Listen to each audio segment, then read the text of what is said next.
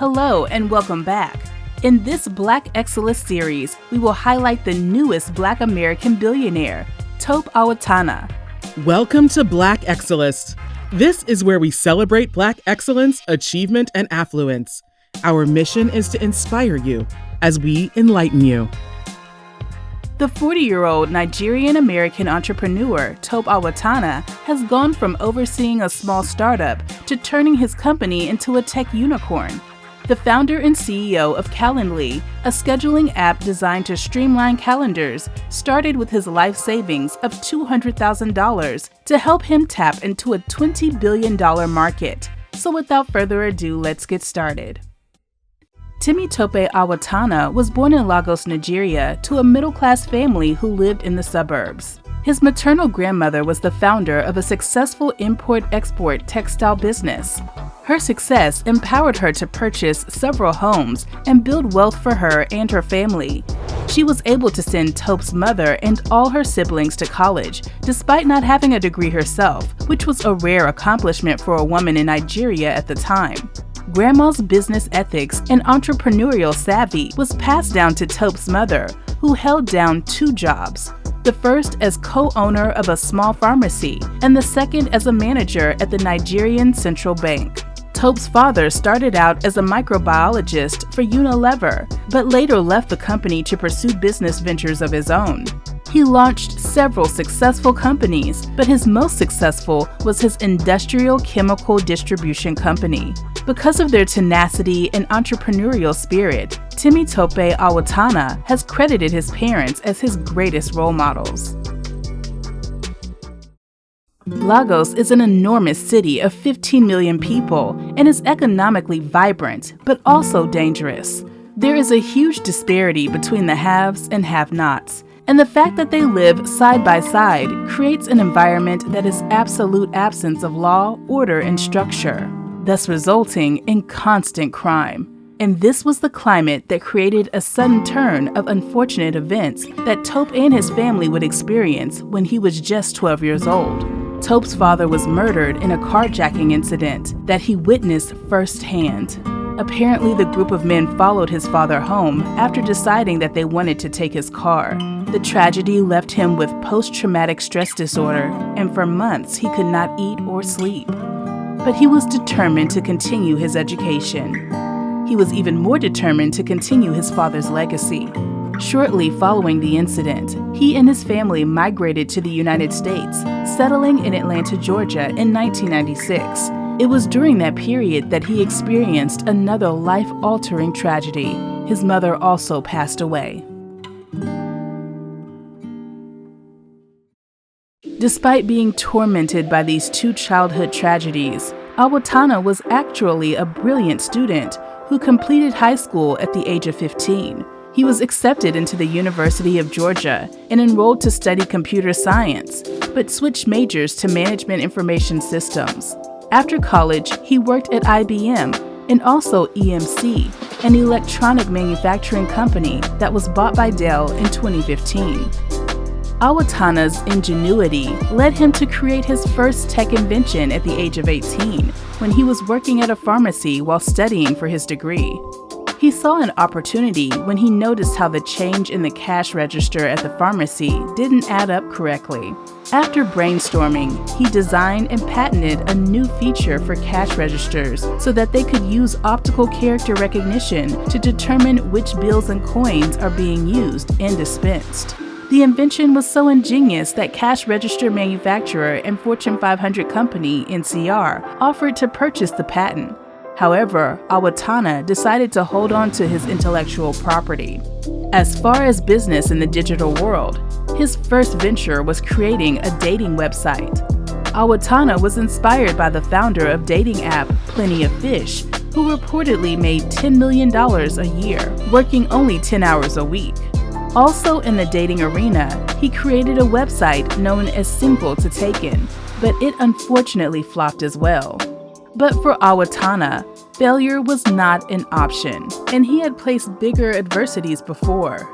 So he kept trying and then founded a projector company, Projector Spot, and later founded Yard Steals, a platform for home, yard, and garden equipment. Both of those ventures went belly up as well shortly after they were launched.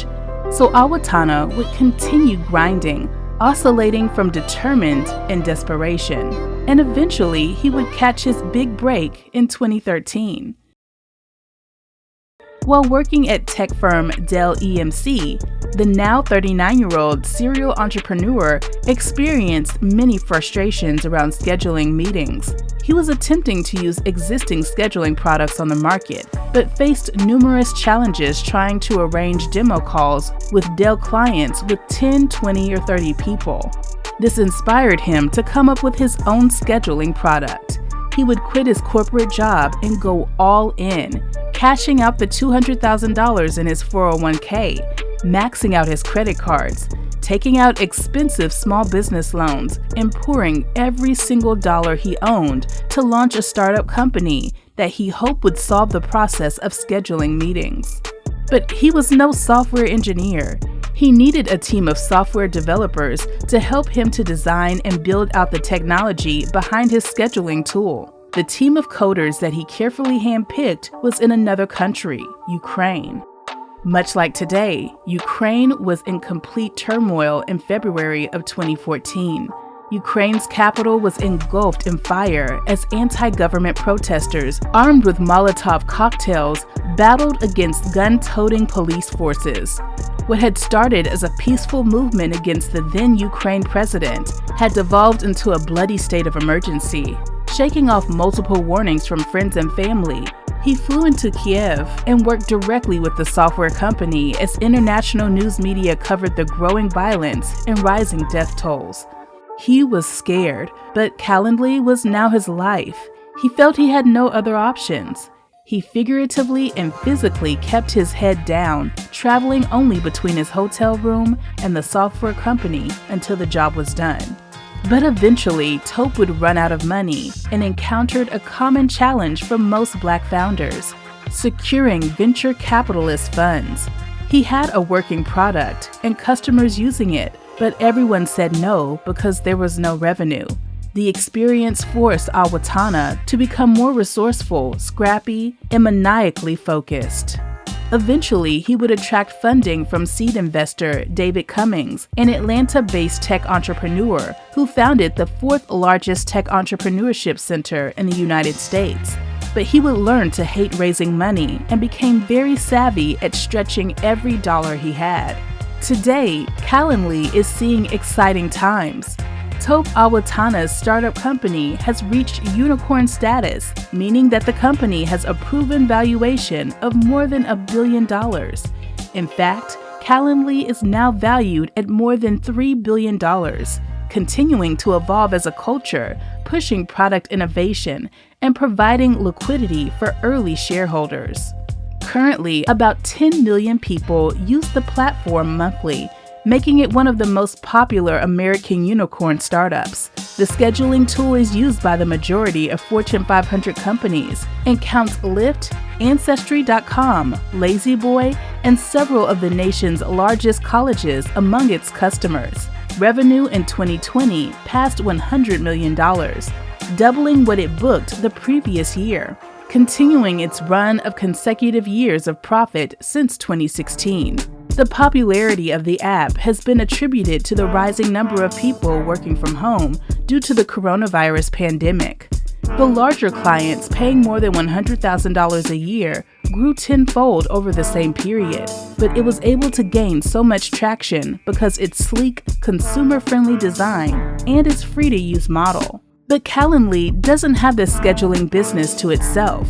Square, Microsoft, and Doodle offer competing products. To gain a competitive edge, Awotona is moving beyond scheduling meetings to creating tools that help recruiters, salespeople, and other white-collar workers manage their meetings before and after they occur. He's also planning international expansion, believing that the pain of scheduling is felt across all geographies and all languages.